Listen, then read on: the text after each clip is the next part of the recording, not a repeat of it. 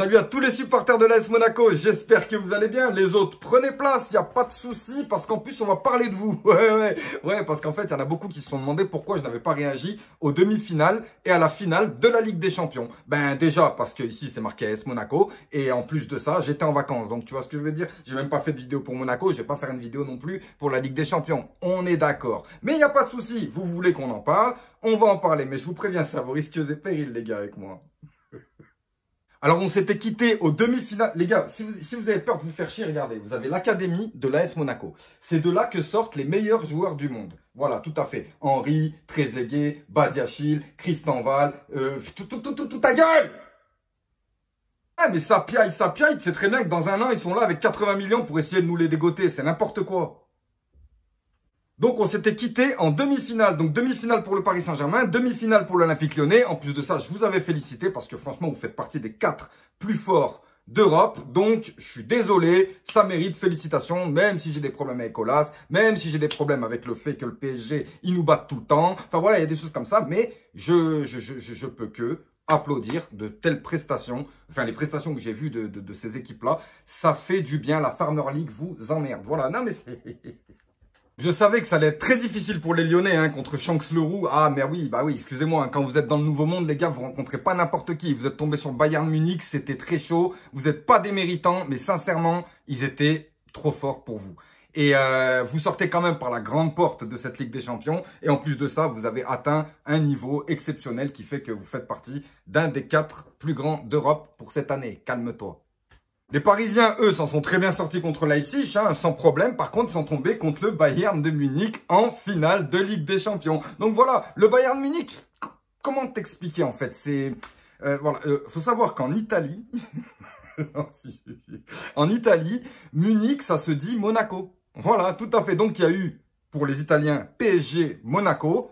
1-0 pour Monaco en finale de Ligue des Champions. Et j'en ai rien à cirer de ce que vous dites. J'en ai rien à... Qu'est-ce qu'il y a? Qu'est-ce qu'il y a les Marseillais? Qu'est-ce qu'il y a? De toute façon, on est tellement de fois dans le dernier carré de Ligue des Champions qu'ils nous l'ont laissé l'étoile. Donc voilà, elle reste là, elle bouge pas. J'en ai rien à cirer. S'il y en a un qui a un problème, il vient tout de suite.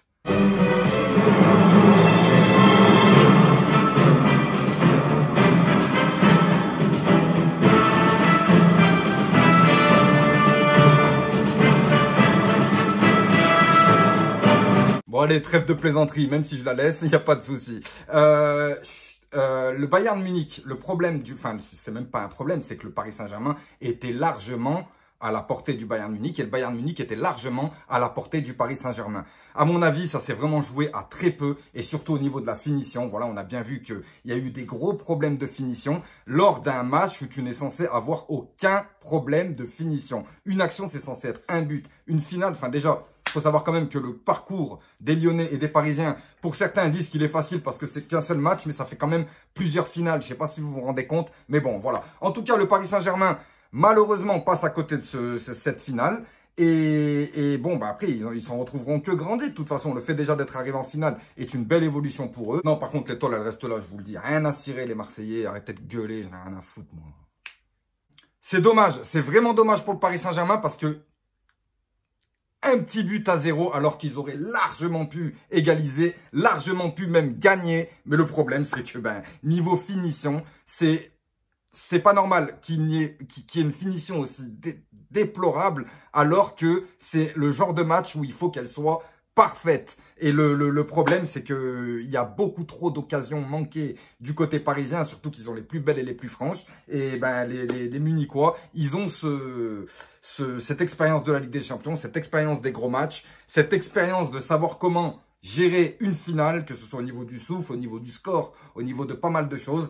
Et bien entendu, ça n'a pas été le coche pour le Paris Saint-Germain. Mais être arrivé en finale est loin d'être pénalisant. Je dirais même que ça va leur apporter énormément pour la suite parce que maintenant, ils connaissent le parcours. Même si le Final 8 pour certains était beaucoup plus facile. Mais je suis désolé pour moi, il était plus difficile parce que c'est plusieurs finales qu'ils ont joué. Et sur un match, tout est possible. Sur 2 matchs, peut-être pas, mais sur un match, tout est possible. C'est pour ça que c'était vraiment des matchs difficiles à prendre. Donc que ce soit pour les Lyonnais ou les Parisiens, moi, il n'y a pas de souci. J'applaudis parce que c'était important de bien figurer pendant cette Ligue des Champions pour que la Farmer League vous envoie ses bisous les plus sincères. Et puis voilà. Donc, malheureusement, nous, on sera là que pas cette année, mais l'année prochaine, on sera là. Ouais, on sera là, t'inquiète pas. Et on va essayer de tous y aller ensemble pour défoncer du monde en Ligue des Champions. En parlant de Ligue des Champions, nous, on a besoin d'un effectif. Et dans cet effectif, j'aimerais parler d'un certain joueur qui s'appelle Djibril Sidibé, avec qui j'ai été dur, avec qui j'ai été très dur.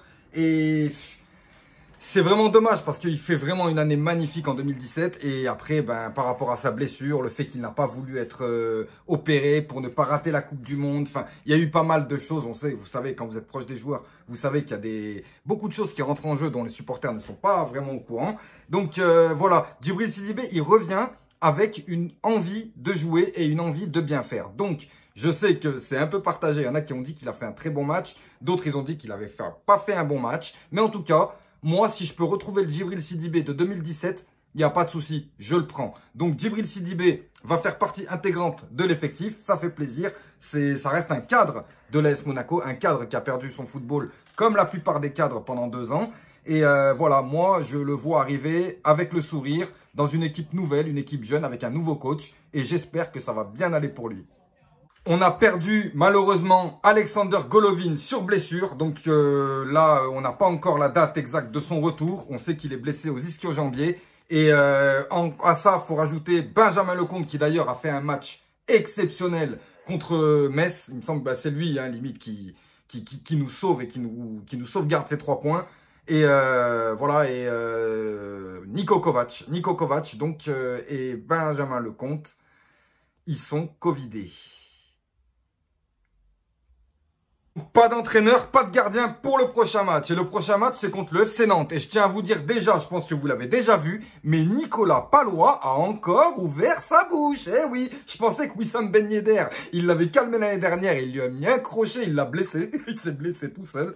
Et voilà, et en fait, là, il continue. Alors, il a dit qu'il était sûr de gagner contre l'AS Monaco. Donc les gars, j'espère que vous avez bien entendu Nicolas Pallois, 39 ans, FC Nantes. Voilà, donc vous lui en mettez 3. Et si vous pouvez le reblesser, reblessez-le. Ouais. Sur ce, on se dit à tout à l'heure pour ceux qui suivent le grand décrassage avec Thomas Parle Foot. Donc il y aura un chroniqueur parisien en la personne de Parisien 88 et moi-même pour l'AS Monaco. Et puis pour les 2 autres, c'est toujours un peu la surprise. Donc on va voir. Et puis donc on va essayer de discuter football, discuter de ce qui s'est passé dernièrement, en équipe de France aussi, même si moi je vais pas trop me mouiller parce que l'équipe de France, vous savez ce que j'en pense. Et voilà, donc le grand décrassage ce soir, à partir de 21 h sur la chaîne de Thomas Parle Foot, où on va pouvoir rester 3 heures ensemble. Et d'ailleurs, je suis en train de mettre la fibre optique là, ça veut dire qu'on va pouvoir se faire des lives entre nous, ça c'est bon ça. Allez, passez une bonne soirée, à tout à l'heure.